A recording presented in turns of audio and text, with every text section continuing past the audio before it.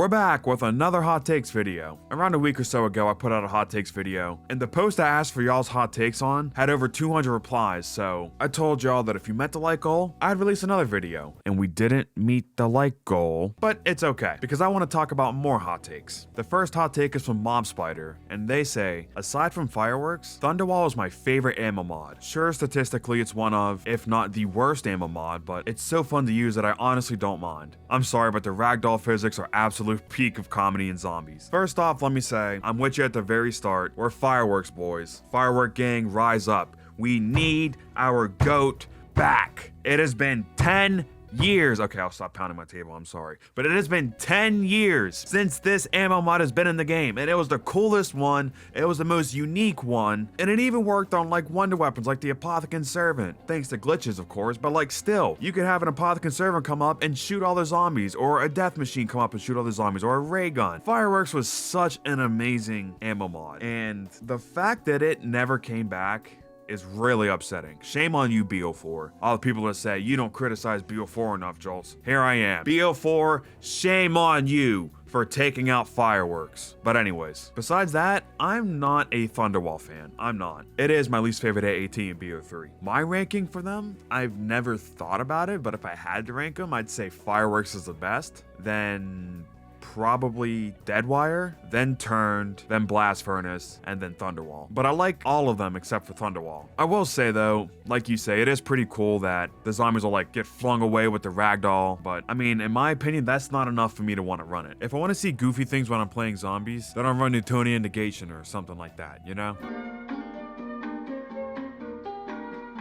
The next couple hot takes have to do with BO6, and the first one is from Cooper, and they say, AI and store bottles and crap like that aside, BO6 is the best game since at least BO4, and in my opinion, it's the best game since BO3. Yeah, I'm in full agreement with you there. I know a lot of people are really starting to not like BO6, and it's a real shame because I'm still really enjoying this game. I'm still loving Terminus as if it's like launch week, still having an absolute blast every single time I play it. Liberty Falls, I'm getting a little tired of, I'm not gonna lie, but it's a great map, it is. I've just played it a ton. Citadel de More, it's a fun map, but I just wish there was like a little more to it. Does that make sense? Like a little more to the swords, a little more to the pack-a-punch quest, stuff like that. And the Tomb, I really enjoy hopping on and just killing zombies. I'll tell you what, I've hopped on the Tomb and just like got the ice staff and whatever gun I'm camo grinding, it was the compact and then the KSV. I'm still having a blast just getting that set up and just holding out in the dark ether. I'm really enjoying BO6 so far, and I really hope this mansion map can sway people's opinions back to being good about BO6, because I called this a couple months ago. I was like, if they keep going down this road with all the AI stuff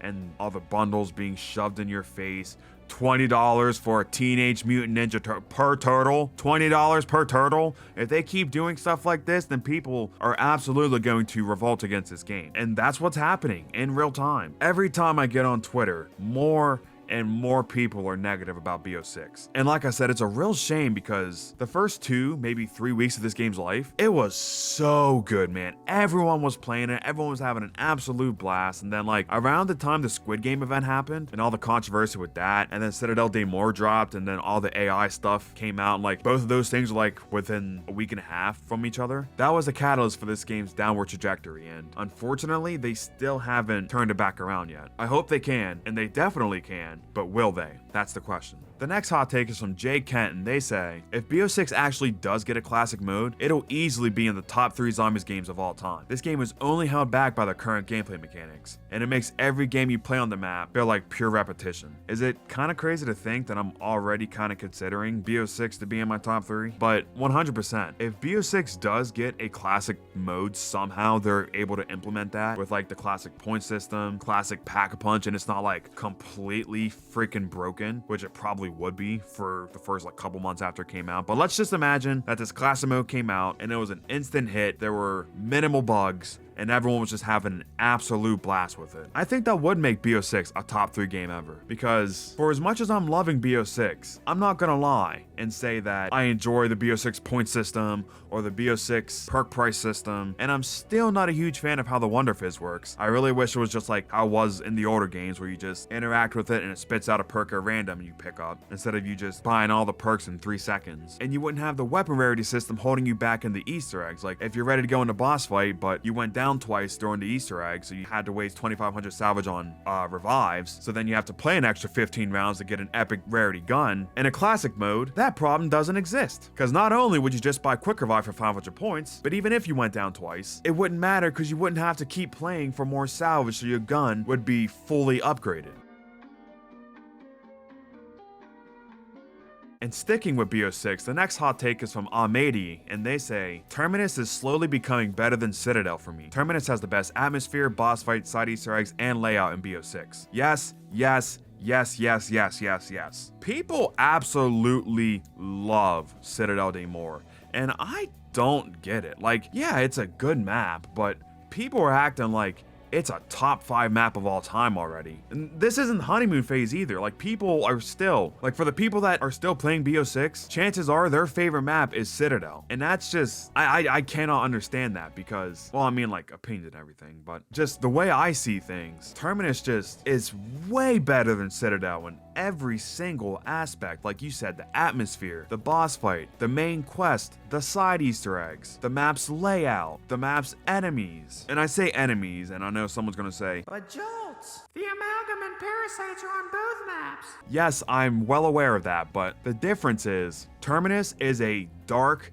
depressing map, and the amalgam and the super beefed up like prison warden looking mangler fit this map perfectly. I didn't like the manglers in Cold War. Like, I didn't like the design, and I didn't think they fit any of the maps either. But Terminus, they do fit Terminus. And the amalgam fits Terminus so much more than Citadel de More. Although I do think that the amalgam and the doppelgas play off each other really well. I mean, the amalgam just does not belong in Citadel's atmosphere. You know, like the big, beefy, scary amalgam in broad daylight. I mean, it's just, it takes away some of the scariness, you know? But yeah, I 100% agree with you, AATs. The Bill Nye guy says, with the M14 versus Olympia debate, I don't think there is a better option. To me, it's all about what you prefer and where your skills reside. If you're good with accuracy and you want to rack up points efficiently, go for the M14. But if you favor damage over precision, if you don't have good accuracy, then yes, buy the Olympia. I feel like both guns have their own benefits and purposes, and that there shouldn't be a wrong or right thing for you to buy. People play zombies however they want. It's important to respect that and not disregard another person's thoughts or feelings. I get what you're saying, but at the same time, saying that one gun is objectively better than the other, that's not disregarding another person's thoughts. I mean, that's just a fact. Like, we can have fun with the M14 Olympia gang debate all we want to, but the fact is, for at least setting up in the map, the M14 is way better than the Olympia, both because of how the classic point system worked. You could rack up a ton more points with the M14 and progress way further in the map way quicker, but it also has a lot more ammo, and the Olympia doesn't do that much more damage than the M14 does. So I feel like the M14 is like way better than the Olympia. It's not even funny. But just because I say that one is objectively better than the other doesn't mean that there's a right or a wrong way to play. There is no right way or wrong way to play zombies. I mean, sure, if you want to beat an Easter egg on as low of a round as possible, sure, maybe then there's a right way to do it. But when you're just going in, killing zombies, or just going at your own pace, do what you want. If you want to use the Olympia of the M14, go ahead. You want to use the Shiva of the RK5? Go ahead. You want to use the Welling over the Strife as your starting weapon in BO4? Be my guest. I don't care. Play zombies how you want to. And if someone tells you you're playing zombies wrong because you prefer one gun over another, I want you to do something. I want you to get them real close to you. I want you to say, hey person, come here. Come here. Get real close. I gotta tell you something. I gotta tell you a secret. Come here. Yeah, closer. Come here. Come here. Fuck off! It's a video game. Don't try and force people to play exactly how you want to play. Like, too many... I run the risk of going down a very deep rabbit hole right now, so I'm gonna try and just like skim the surface a little bit. But there are so many people that take opinions on video games and opinions on like TV shows and stuff more serious than they take like real world issues, and it's really, really a shame. But anyways, thanks for coming to my TED Talk. Channel member Dark Ops 4 has the next hot take, and his hot take is similar to a hot take we covered in the last episode, so I'm not going to cover it, but instead, I'm going to just talk about the very first sentence he has, because this part is different, and he starts his comment by saying, Alpha Omega is his favorite DLC 3 Zombies map. So that means he likes Alpha Omega over Shangri-La, over Buried, over Garad Krovi, over Mauer Toten, and more than the Shattered Veil. He likes Alpha Omega more than the Shattered Veil. What an absolute clown. The joke is, Shattered Veil's not out yet, if you're watching this in the future. But Alpha Omega, as much as I love that map, it's not my favorite DLC 3 map. I like Mauer Toten over it. I like Garad Krovi a lot more than Alpha Omega. So, it's not my favorite DLC 3 map, but it's certainly up there. Okay, the next hot take, I don't know if his name is Beto, I'm not sure, I'm sorry. But they say the Ascension Space Monkeys are the worst special round enemies, or maybe it's just a skill issue. I'm not the person to say this to, because I am in 100% agreement with you. I despise the Ascension Monkeys. I hate them so much. They're my least favorite enemy in BO1, even more so than the Moon Man. They're just overall one of my least favorite enemies ever. But like you said, maybe it's a skill issue on our part. I know that there is a way to manipulate their spawns, but like, at that point, if I have to use an exploit just so the monkeys don't steal my Juggernog every 4 rounds, I mean, that's an obvious problem. Skill issue or not, that's an obvious problem. A Total Dork has the next hot take, and this one is going to get Twitter riled up, but he says, Call of Duty Zombies is fun. I know that's a crazy take, especially in this bubble we have in this community, but Call of Duty Zombies should be fun. And if you're not liking what you're playing, then take a break from it. Maybe you just need a little break. If you really dislike BO6, take a break. If you're burnt out on BO3, take a break. I know I was burnt out on BO3 like a couple years ago, and I was like, I'm starting to get tired of Eisendrache, Shadows of Evil. I just played these maps so many times. And I took like a year or so break from them, and then I went back to it, and I'm loving the maps again. Just like it's my first playthrough. I mean, I always love the maps, but like, I'm not going through the motions in the map because I played it 15 quadrillion times, you know? But yes, Total Dork, Call of Duty Zombies is indeed fun. Trurious has a couple hot takes, so I'm gonna go through all of them. First, they say, Shinonuma is the second best Water War map behind Riese. Heavy disagree from me. Shinonuma is tied for last in my Water War ranking. Like, yeah, the insta-kill rounds are cool, but like, it doesn't have the hardness that made Water War Verrückt fun, and it just doesn't have like that classic endless replayability in the same way that Riese does. I don't particularly care for Shinonuma or Noct, so like I said, they're basically tied for last. But if you like it, to each their own. Second hot take is Mob of the Dead is a very good map, but it cannot compare to Eisendrache, Origins, and Shadows of Evil. This is another very hot take, but I do agree with this. Matter of fact, I said this in my Every Map Ranked video. When I first played Mob of the Dead, I loved it. Not as much as other maps like Shadows of Evil or something, and I don't think it's the best map of all time like a lot of other people do, but it is one of the best. But Mob of the Dead's not even in my top 5, and Eisendrache, Origins, and Shadows are, so naturally, I have to agree with this. Also, if you guys haven't seen that video, me ranking every single map in Zombies history, it's a 3.5-hour video. Go watch it. And then finally, he says, Revelations is one of the best maps in BO3, only behind Eisendrache and narrowly Garad Krovi. Yet another hot take that I 100% agree with. Revelations is a map to where it was like loved on launch day after launch, couple days after launch, and then like around the time we figured out the bone step, people's opinions on the map started to change. Some people started not liking the map because of the Easter egg. Other people started to not like the map because it started the era of everything being recycled, they say, in like BO4 and stuff. And it's kind of crazy to think about that there was a stretch of time from Garad Krovi all the way to Firebase Z where we did not get a single fully original, like not reused from a previous Zombies map or Zombies game or something like that. I know every Cold War map ripped from campaign, but they didn't from Zombies, so that ended the streak. But that all started with Revelations that brought back all these maps and all these bosses and the old wonder weapons, and I think it really worked in Revelations. But like I said, a lot of people hate the map because of that. Thanks for your 3 hot takes, and with that being said,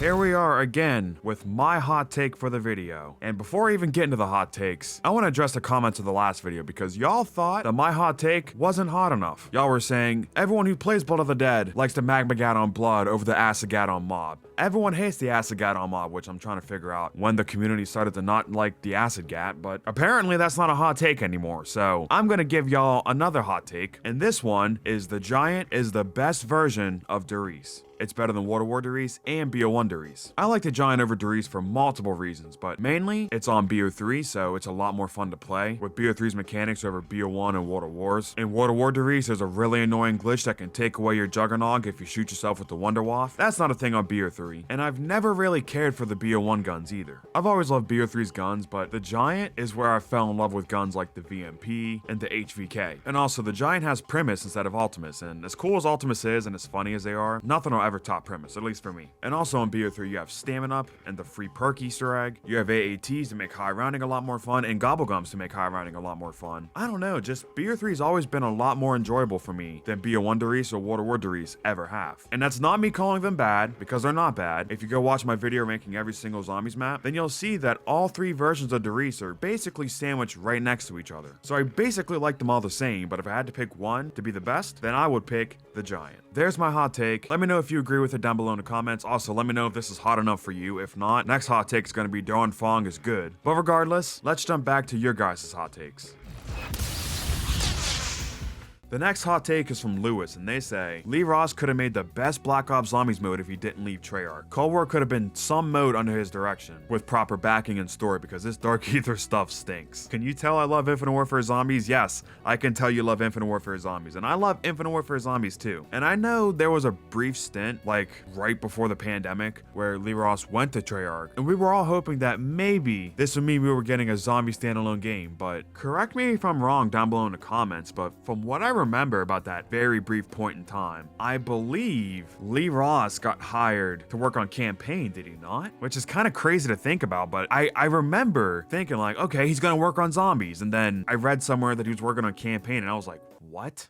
That's dumb. But yeah, that didn't end up happening anyway, because not too long after the pandemic, I think, is when he left. He wasn't at Treyarch for very long, unfortunately. But I do think Lee Ross and Kevin Drew, like, teaming up together could make a phenomenal zombies experience. Especially, dude, imagine them boss fights them two could make up. Like, BO6 is on a very good streak, besides Liberty Falls.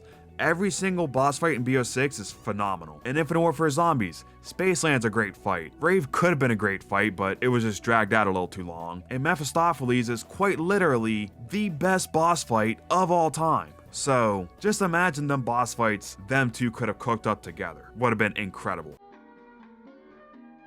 Young Seas says the Wind Staff is better than the Ice Staff. Sure, the Ice Staff can conserve lots of ammo and take you pretty far, but it can hardly save you if you get stuck in a corner. Now, let me just preface this with saying, I hate the Ice Staff. I do. I despise it, but statistically speaking, it is the best staff. As someone who trains and runs around the map on Origins, it's a liability for me. I never use it. But if you're someone who just likes camping in a corner, whether it be in the Fire Staff or the Gen 6 tank path or behind the tank station in Gen 2, the Ice Staff can carry you to very high rounds, the highest out of any staff in BO2 and BO3 for that matter. The Wind Staff, statistically speaking, is the second best staff. It's not far behind the Ice Staff, but it is so much better for training that for a trainer just trying to survive, running around the map, not camping, the Wind Staff probably is your best bet to grab, but you know me, I'll just stick with the Lightning Staff. The next hot take is from Joe, and they say, my hot take, BO4 isn't underrated anymore. I think a lot of the community has experienced BO4 vindication. No. All jokes aside, BO4 is a game that's starting to get more and more love, thankfully, but it is still a very disrespected game at large. Just because we have this nice little bubble on my YouTube channel that loves BO4, let's not pretend that it's all of a sudden objectively viewed as a top 3, top 5 zombies game, because it's not. Most people still hate this game. They say, oh, that Blood of the Dead, that Voids of Despair, big map, confusing, me no like, give me theater map. I don't know why I turned into caveman, but there's another Call of Duty YouTuber. He covers multiplayer mostly. His name is Ascend AR, but he's been running polls on his community page asking people which zombies map they prefer. And let me just read you some of the results. The Machine beat Classified 68% to 32. Mauer der Toten beat Voyage 70 to 30. And those two don't sound too bad, but this is where you're like, okay, what the fuck? 9 is beating Nuketown Zombies in a head-to-head matchup 60 to 40. 4 out of 10 people would rather play Nuketown Zombies over 9, what most people consider to be the best BO4 map. Head-to-head matchup, Raven to Redwoods to Tag or Toten. Rave wins 61-39, and I think I'm gonna stop here, but like, that's just the point. Like, it is getting more appreciated, but there are still a lot of people out there that think it's like Vanguard levels of bad, Exo Zombies levels of bad. And those people, we still gotta break through to them, because to sit there with a straight face and try and say that BO4 is as bad, if not worse, than Vanguard or Exo Zombies or World War II Zombies, I mean, that's just crazy. Channel member JelloFam says, the Eisendrache is the 4th best map on BO3. There's nothing original or challenging about it. The Ragnaroks are for multiplayer, the power and pack bunch are simple, regular box, and easily the worst intro cutscene in BO3. Yes, the bows are cool, but the map is way too easy and is not unique. Most redeeming factor about this map is its amazing Easter egg. The map is a 7 out of 10 map for me. I got Shadows 1, Garage 2, Zetsubo 3. As someone whose the Eisendrache is their 2nd favorite map of all time, I heavily disagree with this. There's nothing original or challenging about it. There's the 4 bows, there's the Wonder Spheres, there's the Keeper boss fight. You say they're buildable straight for multiplayer? I mean, the design is, but it's not like that Wonder Sniper, whatever it's called, from Tag or Toten, where it was literally just copy and pasted and turned a different color. No, the Ragnaroks, although they do have the same base model as the gravity spikes, they look completely differently. They have completely different effects, completely original effects, and the Ragnaroks have 2 attacks that aren't under gravity spikes in BO3's multiplayer. Trust me, I was a BO3 multiplayer sweat. I would know. Simple power and pack-a-punch, that's a fair critique. I'm someone who likes the hard setups, but I don't know, I've never really cared about the simple pack-a-punch and power on Der Eisendrache. I don't know why. And he says easily the worst intro in BO3. Yeah, I feel like that's objectively true. I mean, it's the only map in BO3 to have like the cartoon-style BO4 intro cutscene. It's just weird. And then finally you say, yes, the bows are cool, but the map is way too easy. Those things play hand in hand. The map is easy because you're using the bows. When you use one of the 4 wonder weapons on the map that all deal infinite damage, of course the map's gonna feel easy. I mean, Shadows of Evil feels easy with the Apothecant Servant. Origins feels easy with the staff. I mean, that's just zombies. But if you play Der Eisendrache without a bow, then you'll realize that it's not as easy of a map as you're letting on. You say it's a 7 out of 10 map, so you obviously don't dislike Der Eisendrache, but it's not one of your favorite maps of all time.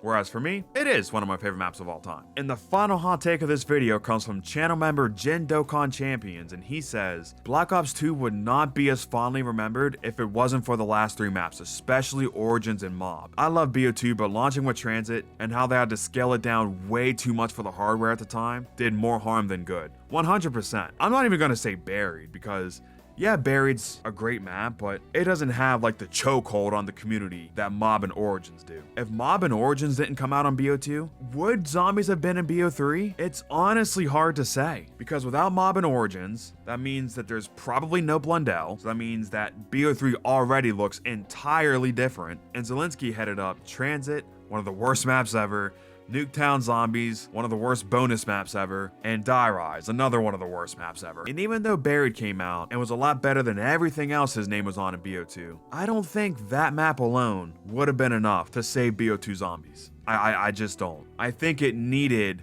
Mob of the Dead and Buried and Origins back to back to back for BO2 Zombies to have been saved the way it was. And just thinking about that butterfly effect right there, what if Origins and Mob never came out? That's so scary to think about, because zombies would look so different today that like some of my favorite maps ever, Shadows, Der Eisendrache, Ancient Evil, Blood of the Dead, they would have never been made. And that's kind of terrifying, really. I know that wasn't really the point of your hot take, to send me down an existential crisis, but man, zombies would have been so different if we never got Mob and Origins. Let's all take this opportunity to say thank you, Mob of the Dead, and thank you, Buried, and thank you, Origins. Go ahead, say it. I'll say it with you again.